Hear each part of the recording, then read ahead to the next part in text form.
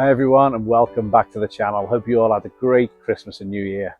Now, I haven't done one of these plot update videos for a while. I've been focusing mainly on reviews and how-to videos and things that I'm getting up to, but specific projects. But I thought now's the time. I'll do a quick update. It is still the winter, and I think there's plenty of jobs to be getting on with. So I wanted to let you know what I'm getting up to at the plot, what you could be doing, and maybe it'll give you some ideas. But just before I do, I want to say a massive thank you to everyone who's subscribed so far. I'm now at 1,930 odd subscribers. We're nearly at the 2,000. Never thought I'd hit 1,000, but now we're nearly at 2,000. So if you're watching this video and you haven't yet subscribed, please do. It all really helps. Helps me, helps the channel. So just want to say thank you very much. And leave me a comment. That always helps. Or one of those big thumbs up. That's really good also.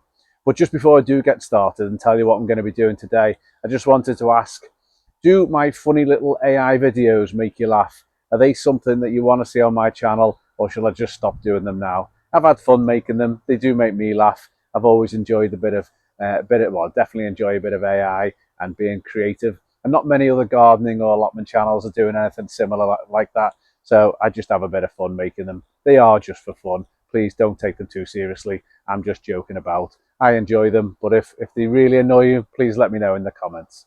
So anyway, let me show you what I'm going to be getting up to today. The sun is shining, so I've put back up my solar panel, which actually powers my pond waterfall. Over the winter, it wasn't actually picking up that much sun. I know we're still in the winter, but the sun's just a little bit higher now, and that hopefully just shows you how nice that is. I'll put the link in the description to this. It's a solar powered waterfall from Biling. If you like that kind of thing, the link will be in the description, and it's my Amazon affiliate link, so it all goes to help me in the channel. If you buy one, I like it. I love the sound it gives off. I love the way it looks, and it also just helps oxygenate the pond. And this year I think I'm going to put fish in it, but I really want to get some frogs and help them attract to the pond. And just down there is my lily pad, and I've got a yellow iris just over here, which has already started sprouting. It should be lovely once again this year. Anyway, just above the pond, I've got my fruit trees, and they've all gone a little bit leggy, and they need trimming back. But these two here are stone fruit trees, so I've got the apricot and I've got the cherry. And one thing I didn't realise is that you do not trim back stone fruit trees in the winter. You wait for the summer. So even though they're looking a bit leggy, I'm going to actually leave them for now, and I'll focus on the trees that aren't stone fruit. So over here I have a pear tree, so I think I'm going to lop that one off. That's just gone a little bit too high. And then I've got my fig trees, again just a little bit too high. In fact, look at this, still got some of last year's figs on, which won't be doing the plant any good at this time of year. They'll be taking the energy out of it before it prepares the new figs for next year. So I'm going to take them off, and maybe when I trim off some of those branches, I'll be able to get off some of those higher ones as well. Other trees to trim back, so that's another fig tree. This is an apple tree, which I might just trim a little bit just to make it a little bit more bushy. So that one needs trimming. This is another pear tree. This is a conference pear. You can see these are all very leggy. They've gone very high. I'm just going to go right through them, chop them back. And then here's my golden delicious apple tree. I want to shoot into the sun, but there you go. Again, some of these branches really leggy. So I'm going to trim some of them off as well. And then just behind me, I've got another plum, which obviously is a stone fruit. So I'll leave that one to the summer. And I think possibly in the past I've trimmed these stone fruit trees a bit too early, which is why I've probably struggled slightly, and they haven't produced as much fruit. So that's definitely something I hope is going to help. Right, this next to me is my conference pear.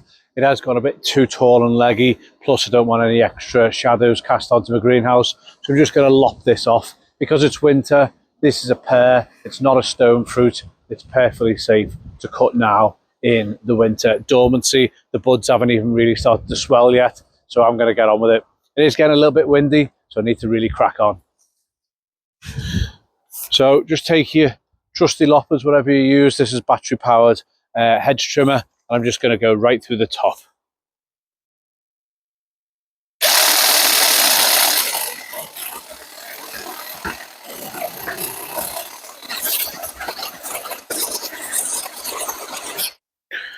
As you see, nicely quick and simple. This was about 9 foot tall. Now I've reduced it to what, about 7 foot. Just taking it off and just bringing it down. That'll help this all bush out. Won't affect the pears this year. Right, let's crack on with the apple tree. So exactly the same. This is my Golden Delicious apple tree. It's just a little bit too tall now because in the background over there is going to be my paradise garden. Going to be a nice big pergola. Lots of nice seating area. Going to have the sun up here, so I don't want this casting a shadow, but I do want it to bush out a little bit more. I will be trimming some of these little branches from the middle, because what you want is to create that like goblet shape, meaning there's plenty of airflow in the middle. None of the branches are crossing and rubbing on each other. But for now, I'm just going to top off this apple tree again. Safe to do this time of year.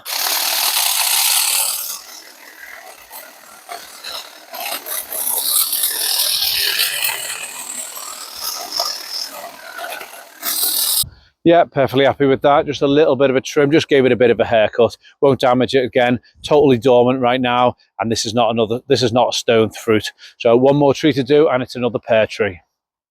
And I'm just going to take off again, probably reduce it to 9-10 foot tall. This is just the perfect tool for the job. It's just a hedge trimmer, battery operated hedge trimmer, not too heavy, and I can put this at whatever angle I want. So reduce that a little bit. And here we go, we're going to go right through all of these.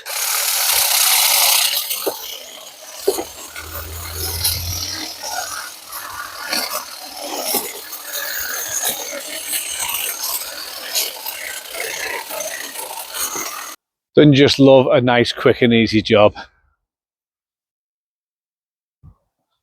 As I'm walking around, you can probably guess that parts of my plot are just messy. Things have been dumped there either from over the years that have been tidying. Like, look at this area. This is absolutely shocking. I don't really like looking at this. This is all the wood that was in my woodshed. I've just stacked it up there for now. But look at the state of this. It's a real mess. So today's job is to make an attempt to tidy some of this up, and really need to move these. These are my old conservatory doors that I am going to try and repurpose. The plan is to make some kind of conservatory on the front of that shed over there. I think it will look really, really nice.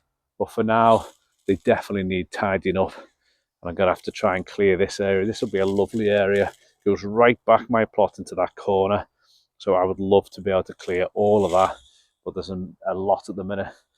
I think I can take a load of this to the tip, all this plastic that can be got rid of.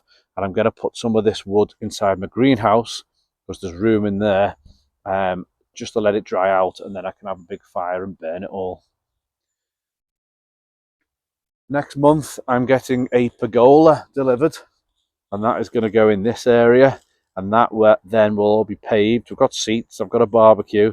That'll be, I'm going to have grapevines and kiwi vines and clematis and all the kind of climbing plants you can think of, and loads of tropical plants all in this area. So I say it'll be all nice and paved with a pergola just going around it, because although you can't see right now, the sun in the summer goes up and sits up here, and this will be exactly where I'm going to sit underneath the new pergola, and hopefully it'll be exactly how I planned, and it's what I'm calling my paradise garden. I do need to do a little bit of a fix-up job on my greenhouse. We've got a few cracked panes, so I'll replace them. I never did put this one back in. I think I might just leave it off now, because this is my fans. This is my solar fans. And with the sun being out, you can actually see it's taking out the old air and pumping in some nice cool air. Not really that it's too hot this time of year, but it does help the air circulation. Not sure if I got a chance to do it, but this is an old raised bed. I haven't used it for a number of years. There is still some rhubarb in there, as you can probably see, that's already poking out. So I don't want to lose that, but this bed is not going to be used anymore, because I'm going to be putting up a giant fruit cage there, so I can grow all my raspberries and strawberries and gooseberries and loganberries, that kind of thing, but around a cage, because the birds really do eat everything. So I need to clear this. but I've also got a load of daffodils coming out, so I don't want to disturb them either. They're just starting to poke out now, which would be a real shame if I did dig them all up.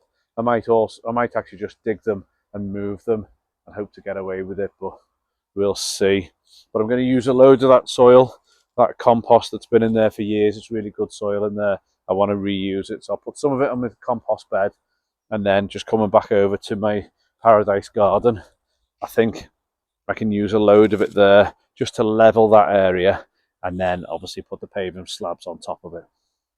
Right, hope you enjoyed that little update video.